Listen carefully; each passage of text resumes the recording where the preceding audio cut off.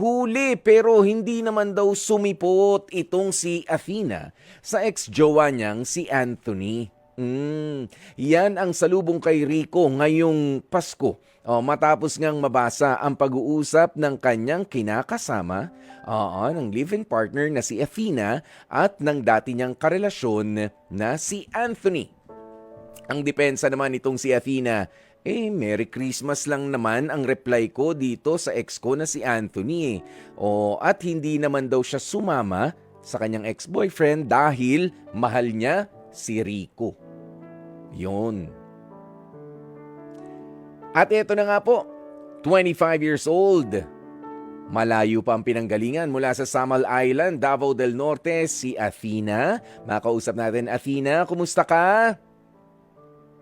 Hello po, Kuya Poy. Good afternoon po. Merry Christmas. Kumusta Okay. ba ang araw nyo naman dyan? Medyo okay na hindi po, Kuya Yan. Poy. Okay na, medyo okay. Pero gusto ko nga malaman, bakit hindi? Dahil, narinig mo naman, yung binasa ko, may nakita palang message ang kinakasama mo ngayon, live-in partner, tama? Na si Yes Rico. po. Oo, doon saan ba niya nakita yan? Sa messenger, text message, papaano? Athena. Sa messenger, Kuya Poy. Yun. Okay, sige nga, kwentuhan mo nga kami. Total, ikaw naman ang una kong makakausap. Hindi, nahuli ka. Tama ba? Nahuli ka. At hindi alam nitong si Rico na ka-message mo yung ex mo. Opo, Kuya Poy. Nung December 24 po ng gabi, may bigla po, Kuya Poy. Then, tinignan ko po, pag open ko po ng messenger, yun nga po yung ex ko na si Anthony. Bumaba, Merry Christmas. Tapos, may sumunod pa siya na chat na kung pwede ba daw magkita. Pero pinatulan sa sinabi niya na makikipagkita nga po. Kasi po, ang iniisip ko lang noon, nag-reply lang ako para mag-greet lang sa kanya. At yun lang naman talaga ang nangyari. Papaano naman to nang nakita ni Rico? Ayun nga po, parang napapansin niya nga daw po, parang napaka-busy ko na parang busy ko ng cellphone nung time na yun. Hindi para siguro sa isip niya na ano kayong ginagawa ko, anong kinakabisihan ko. Ayun po, hiniram niya po yung cellphone, chinek niya nga po, nakita niya nga po yung message, yung chat po.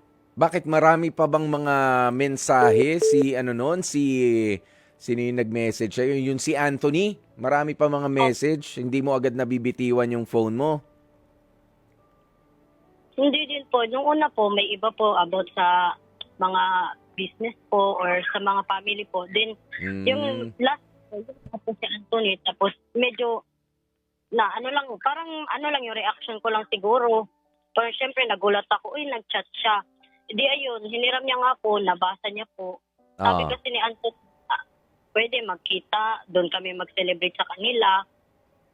Pero kung si Rico, hindi inano ko po siya, binaliwala ko po, sinabihan ko po siya na hindi po pwede dahil meron akong kinakasama ngayon. Nabasa rin niya ni Rico? Opo, pero para sa kanya nga po, sa sobrang seloso niya nga po, ayun nga po, parang sa kanya iba yung dating sa kanya na feeling niya, gusto ko din. Ganito, Athena, gano'n na kayo katagal na nagsasama nitong si Rico, ang present jowa mo? 4 years na po kami. Tapos, itong si Anthony, kailan mo pa siya naging jowa? 1 year, yung bago po si Rico. 1 year bago dumating sa buhay mo si Rico. So, hindi naman magkakilala itong dalawang to? Hindi naman po, pero doon ko na siya pinakilala. Yung ngayon, sinabihan ko na, so ganyan. Pero yung magkaiba sila ng lugar. Okay. Bakit tagasan ba itong si Anthony? Ako si Anthony po pala. Taga rather saan? po. Taga saan si Anthony? Davao po. Okay. Ganito, no? Dahil nga sa naiinis ngayon, si Rico naiinis, nagtatampo pero hindi naman galit na galit. Nag-message pa ba siya dun sa nakita niyang exchange ninyo ni Anthony na ex mo? Hindi na po kasi blinak ko na din po para iwas na din para maayos na yung away namin ni Rico. Ngayon nga po si Rico, inalisan niya na naman po ako. Parang wala pa siyang interes na mag-okay kami. Mhm. Suyuin mo Opo. pa raw, kulang pa ang pagsuyo mo, kulang pa ang paliwanag siguro, no? Ayan, pero pwede ko bang itanong sa'yo, sabi mo, December 24, nag-message nga para bumati ng Merry Christmas itong si X na si Anthony. Tama, anong oras yan doon sa nung 24? Hello, mga 11 po, 11 p.m. po. 11 p.m. Ito na, anong sinasabi? Nasabi ba sa'yo ni Anthony na siya ay nakainom na? Ayun nga po, magsasaya daw po sa kanila, konting inuman, kainan, ganun daw po, with family niya daw po. Okay. So malamang sa malamang, ito yung mga kaso na ito yung biglang napapatawag kay X, napapadial kay X, mangungumusta kunyari pero hindi naman siya nagdadrama. Kumbaga nag-message lang naman talaga at nagbakasakali, nagyaya nga lang, ang pangit ng mga timing na ganyan. Yung nakainom, kaya lumalakas ang loob. 'Di ba, Athena? Opo. Sa tingin mo, ganyan, medyo nakainom na rin itong si Anthony noong mga oras na yun kasi kung 11 p.m. na eh. Magno-noche buena na eh. Lumakas naman ang loob, ba't bigla ka na alaala? 5 years ago pa ang relationship ninyo. So ano to, random kumusta, random greeting sa mga ex, sinong sasagot? Siguro bigla lang po naalala kasi nga po, ilang years din samahan namin, mga ganun. Oo, pero talaga namang bago nangyari yung pagme-message niya December 24, honest to goodness, wala talaga kayong iba pang means of communication naman itong si Anthony, walang dahilan para sa inyong komunikasyon? Sa mga minsan po pag sa mga post ko po or profile po, nagre-react po siya. Minsan nangungumusta siya sa comment section po. Nangungumusta sa comment section mismo, ibig sabihin niyan, nakikita ng iba mga tao. Pero kumusta lang yon? Yes po. Sinasagot mo ba? Hindi, may times po na nasasagot ko, may times po na hindi. Kasi minsan po naisip ko na baka mamaya mabigyan na ng mali siya ng iba. At yung... Ayan, hindi nga kaya nasisilip-silip, nakikita-kita na ng present jowa mo na si Rico. Kaya ganyan na lang din yung naging reaksyon niya. Ibig sabihin, FB friends din pala kayo. Tama? Yes po. Nakapag-react siya eh. Paano nangyari? Binlock mo na, nakablock, hindi niya na rin masisilip yung profile mo, ganyan. Ito lang po, bago ko lang po sinablock. Kasi po yung... Kasi nga, closer lang po, parang mahirap naman na magpunta ako ng sama or parang mag-aano ako ng na perfect naghiwalay na kami. Gusto ko din ng close lang na parang friend lang sa Facebook. Athena, parang umiba ka yata ng posisyon. Medyo parang lumayo yung mouthpiece sa bibig mo. Balik mo yung kanina mong posisyon. Ay, sige po. Ayan! Yun naman pala eh. Okay, Athena, hindi kasi ganito nga yan, wala naman talagang problema. Walang problema yon na ikaw ay may connection pa rin doon sa matagal mo naman ng ex para kumustahin. Of course, naging kaibigan mo rin yan. Nakarating na kayo. Meron na kayong mga sariling mga relationship. Pero red flag kapag ganyan yung ex mo na si Anthony kapag lalo na kahit nga hindi nakakainom yung iba nangungumusta. Ang dalas mo naman mangumusta. Para iba yung pangungumusta kasi ng isang kaibigan na matagal mo na o ng ex na matagal mong hindi nakausap. Ayan, dun sa pangungumusta na teka lang, may gusto akong mangyari. Masyado ng concern, parang jowa na ulit yung pangungumusta. Hindi mo ba nahalataman lang yon, Athena? At hindi mo ba nabigyan yung sarili mo man lang? At hindi mo naisip na, sandali, medyo didistansya ako dito sa mga messages nito kasi delikado. Parang iba ang nararamdaman niya every time na sumasagot ako sa pangungumusta niya. Parang sa akin, baliwala lang po talaga sa akin kasi nga, yun nga po, wala na po talaga akong feeling sa kanya. Then, di ko po talaga ina-expect na ganun po yung mangyayari. Oh, o sige.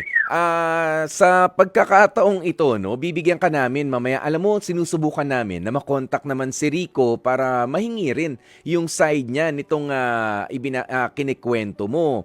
Oh, pero ito, basahin ko muna ang ilan sa mga nagme-message dito. Sabi ni sino to? Si Gail Enriquez. Rico, umuwi ka na. Nakablock na raw yung ex ni Athena. Nakablock na yung ex ni Athena. Samantala, sabi naman din ni Gail, i-unfriend mo na yung ex mo, Athena. Alam mo naman na pala na seloso rin si Rico. Dapat wag ka nang makipag-chat sa ex mo. Doon naman sa kung seloso yung present jowa mo, no, walang problema dyan. Wag naman mag-suffer yung mga ex mo na genuine yung friendship na nabuo ninyo after the relationship.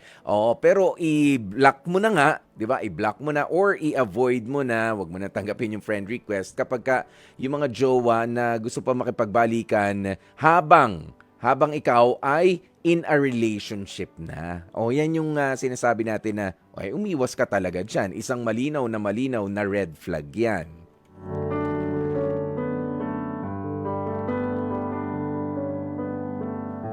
Yun, 'di ba? Kaya naman sa oras na ito, alam mo, si Rico hindi sumasagot. Tampo pa rin siya.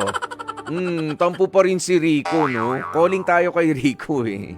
Ayan, pero Athena, sige, bibigyan ka namin ng pagkakataon para makapagbigay ng mensahe kay Rico at nang mapakinggan nga ito ni Rico kung nasan man siya. Alam mo ba kung nasan si Rico? Sinasagot ka man lang ba?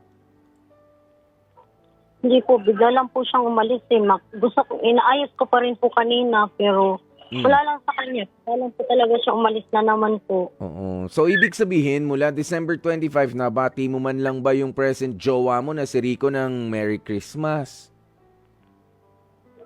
Opo, nabati ko naman po siya. Kahit naglalambing na din ako sa kanya, Oo. pero parang iba pa rin po yung pakiramdam niya ngayon sa akin. Pero sumagot ba siya o malamig? Naging malamig? Lumamig na po siya sa akin simula nung nangyari po yun. Nako, biruin mo, malapit ng mag-Noche Buena, no? 11 p.m. nag-message. Mag-aalas 12 na, magde-December 25 na. Nanggulo pa si ex, kay mangungumusta lang, kay hindi, pwede naman din kasing imbitasyon yun na ano. Pero kapag kaganyang, sobrang gabi na. Alam mo naman ang ibig sabihin yan, di ba, Athena? Sobrang late na yung invitation, sobrang gabi na, parang may halong nakikipag-flirt na ulit eh, no? Do you agree, Athena? Opo, sobrang sising-sisip ko, bakit ko po kasi nireplyan pa. Akala tuloy niya, okay lang, napareply-reply ka. Okay? Ayan, pero sa isang parte, maigi na rin na nalaman mo. At nalaman nga ni Rico, na nag-message yan para at least, alam niya, hindi ka rin naman umalis. Okay, eto na, ibibigay namin sa iyo ang pagkakataon para magbigay ng mensahe sa iyong boyfriend na hindi naman nawawala. Pero, uwi ka na nga. Uwi ka na rito, uwi ka na. Sorry na nga eh. Eto na ang pagkakataon mo, Athena, go ahead.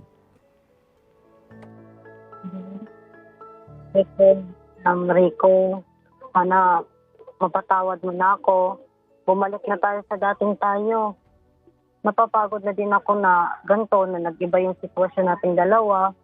Malayo na sa yung una nating pagmamahalan. Bigla sa isang sa isang chat lang, or sa isang pakikipag-usap lang sa ex, nasira lahat, nagbago lahat. Sana mapatawad mo na ako at hindi ko na talaga i-unblock pa yung si Anthony para ma-okay ng lahat. Mahal na mahal kita. Ayun lang po, Kuya Poy. Pero kahit ba naka-block na itong si Anthony, yung ex mo, baka na may number ka, nagte-text na lang. Ha? Wala po, Kuya Poy. Oh. yung connection namin. O sige, basta siguraduhin lang ha na wala talagang hocus-pocus na nangyari.